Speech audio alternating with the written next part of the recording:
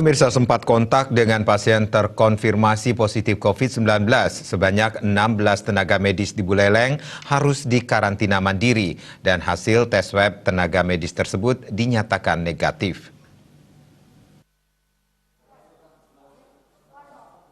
Dari data yang disampaikan gugus tugas percepatan penanganan COVID-19 Buleleng, ada 16 petugas medis yang pernah melakukan kontak erat dengan PDP 18. Di mana salah satunya adalah dokter spesialis jantung di RSUD Buleleng. Informasinya saat melakukan penanganan, petugas medis itu sudah menjalankan protap perawatan sesuai dengan SOP penanganan pasien COVID-19, yakni dengan mengenakan alat pelindung diri level 2. Mereka para medis sudah menjalani tes swab dan hasilnya negatif. Sementara para medis ini diistirahatkan dan diinstruksikan karantina mandiri.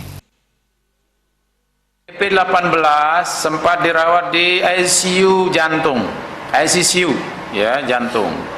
Dan itu ternyata adalah pasien terkonfirmasi. Nah, atas dasar terkonfirmasi maka dilakukan tracing kepada seluruh para medis yang menangani. Ada kurang lebih 16 ya. Itu yang melakukan kontak ataupun melakukan perawatan kepada yang bersangkutan ketika ada di ICU. Kepadanya sudah diswab dan seluruhnya negatif. Sehingga sementara diistirahatkan ya, dan kemungkinan 2 hari lagi sudah bekerja kembali normal.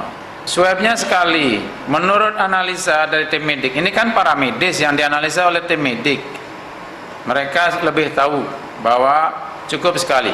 Untuk diketahui bahwa yang di swab harus 2 kali negatif, itu pada mereka yang pernah di rapid positif. Kalau tidak pernah positif, cukup swab sekali negatif sudah bisa menjawab, ya, memberi kepastian.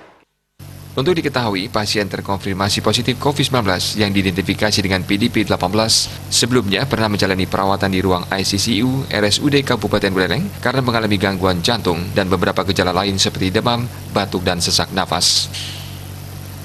Komang Yuda, Bali TV.